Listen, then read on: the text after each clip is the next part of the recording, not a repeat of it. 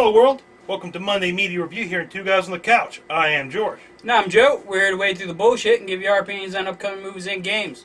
This weekend, we went to see two movies, Predators and Despicable Me. First up, we're going to talk about Predators. It's showtime. Produced by Robert Rodriguez and with starring Adrian Brody and Lawrence Fishburne. Well, the trailers would make you believe it's starring Lawrence Fishburne. Really, he's just a cameo in the movie.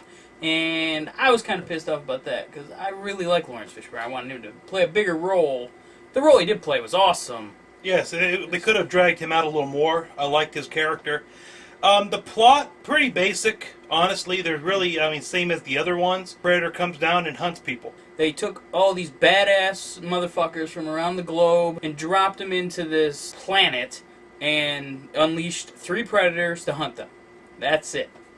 And they say part 2 sucked. Compared to what? Yeah, pretty much they built a plot around how do we get the predators hunting humans. I think they built the plot around how can we imitate number 1. This movie essentially was just fan service to the first movie. They just wanted to recreate the first movie without calling it a remake. I mean, I did enjoy it. I do love the Predator series, and I'm glad that they made a new movie. But I wanted them to do more with it besides just the basic crap. Now, the big problem I had with it, too, was the world itself.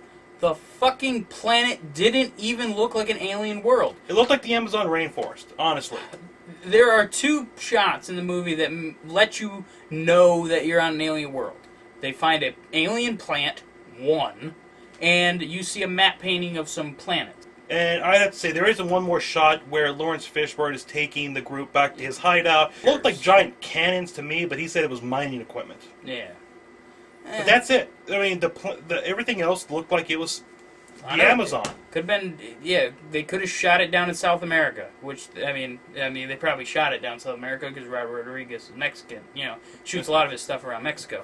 But that's what the movie looked like. It took place in fucking South America. Disappointing. Bullshit. The action, though, it was good.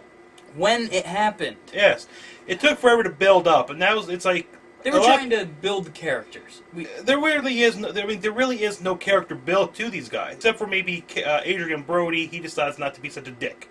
Yeah, the biggest problem I have with this movie also is the characters.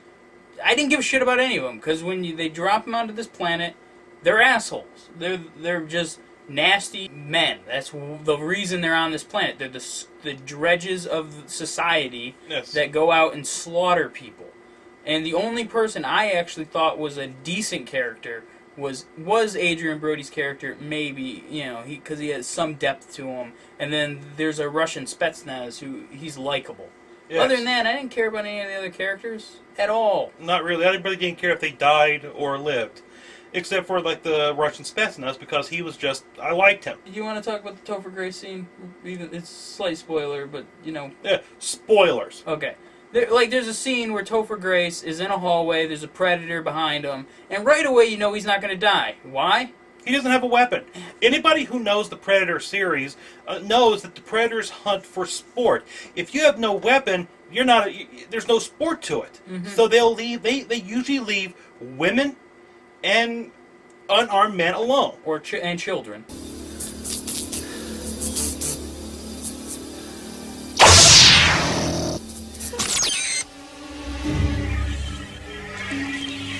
Want some candy? And there's other scenes in there, that it felt like they threw it in there just to be in there, or like for instance, the Yakuza character. He is the most pointless character in that movie, and the only reason he's in it is to have a samurai fight halfway through the movie. Yeah, that's his only point. His only point is to have a sword battle with a predator. Besides that, it was a cool fight. Yeah, it was. It was one of the coolest fights in there. But in the same sense, it was a useless character up to that point, because that's all he was used for. And he had one line when he was in Fishburne's little hideout, and that's he doesn't talk because he talks too much. And he had his fingers chopped off, which, from what I understand, is what the Yakuza does. But either way, he was a pointless character, and the only point was for a sword battle. You are stupid. As far as the acting is concerned, it's adequate. That's about it. You can really tell, though, Adrian Brody really worked out for this part. Yeah, he was pretty well built But as far as the characters themselves, I mean, the only standout acting probably came from Topher Grace. I actually have to say And Lawrence Lawrence Fishburne, because he acted insane, and he did it beautifully. Yeah, he was freaking nuts. In Topher Grace, even though he appeared to be the off character, he played that character well. I mean, besides that, the acting was adequate. I mean, I'm not going to say they sucked because they played the characters well. Yeah, there was no real bad acting in it. I just didn't care about the characters, and that's not the actors' fault. That's the writers who wrote these characters one-dimensionally. Yes. Now, as for ratings, I'm going to have to go, since I love the Predator idea, I'm going to go 3 out of 5 Predator trophies. Yeah, me personally, I do love the Predator series. I like the first one, the second one. I even like the AVP series, which a lot of people don't. I mean, the first one, yes, it's not the greatest, but yeah, it's okay. It's not as bad as everybody said. But this movie, it was disappointing. Way too much like the first. I didn't want to see the first fucking movie. That came out 23 years ago. That was good enough 23 years ago. They didn't pay homage to it. I'm gonna show you some motherfucking homage. They copied it.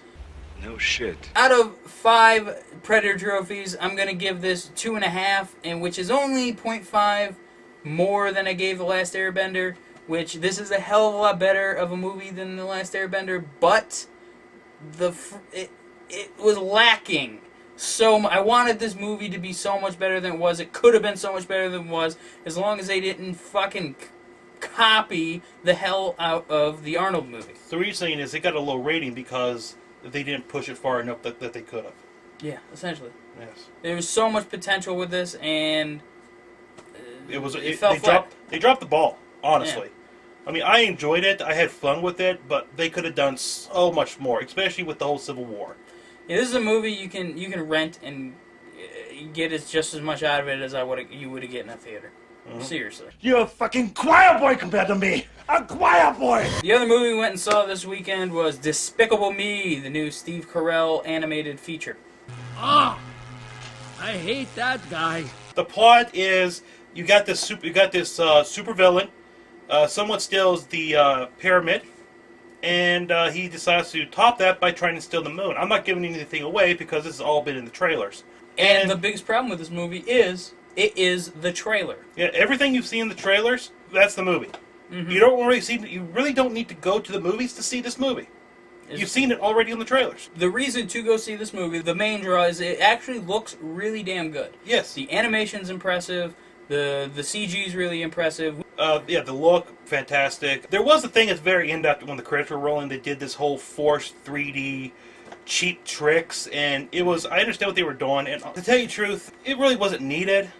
They just threw it in there to throw it in there, be like, hey, look, we did 3D. Yeah, it's pretty much all the little minions are constantly trying to get closer and closer to the screen, so obviously if you saw it in 3D, they would look like they're coming more and more out of the screen. Yeah. Now, we have to actually give this kind of a split rating, because we need to give a rating for what the target audience is and for what everyone else is. The target audience is obviously children, because it's a good children movie. I mean, and the 3 of the main characters in the movie are children. Yes. They're, little orphans. Now, for a kids film, I'm going to have to give this a 4 out of 5 Minions. Yeah, this is definitely, like, if you yourself are a young person, or you have young children, this is a very, very good movie to go take them to, and you can actually sit through and not, it's not like you're sitting through fucking Smurfs. Yeah, it's not like you're sitting through Care Bears the movie, where it's agonizing, or Teletubbies. No, it's an enjoyable film for an adult because they can actually sit back and enjoy it, but they won't get exactly everything out of it that a kid would get. So I'd go 4 out of 5 Minions as well for the children's score. Yes. But if you're like us, I'd give it 2.5. I'd go 2.5 as well. 2.5 Minions, mostly because it's average. It's not bad, but it's not really great. Yeah, it's an average movie. It falls right in the middle.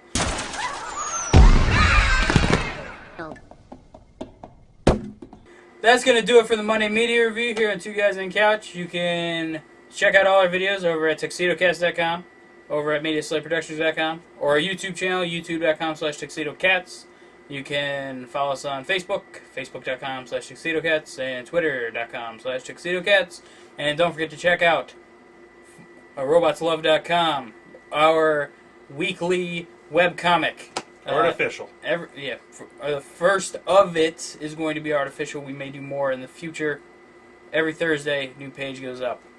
For Two Guys on the Couch, I'm Joe. And I am George. We'll see you next time here on the couch.